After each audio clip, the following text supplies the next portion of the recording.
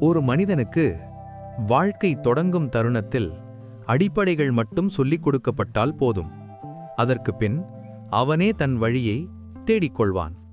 உதவி செய்யும் கை என்றும் பிடித்துக்கொண்டு நடக்க வேண்டியதல்ல. ஒரு நாள் அந்த கை விடப்பட வேண்டும். அப்போதுதான் சுய அறிவு வளர்கிறது. செல்வம் என்றால் பொன், பொருள், பதவி என்று நினைத்தால் அது முழுமையல்ல. அனைத்தையும் மிஞ்சிய ஒரு செல்வம் உண்டு. அதைத்தான் தெய்வப்புலவர் திருவள்ளுவர் தெளிவாக சொன்னார். செல்வத்துள் செல்வம் செவிச்செல்வம், அச்செல்வம் செல்வத்துள் எல்லாம் தலை. இன்று நாம் புதிதாக எழுதுகிறோம் என்று நினைப்பது ஒரு மாயை.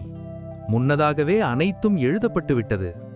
வெளி வளர்ச்சி ஒரு எல்லையில் முடியும்.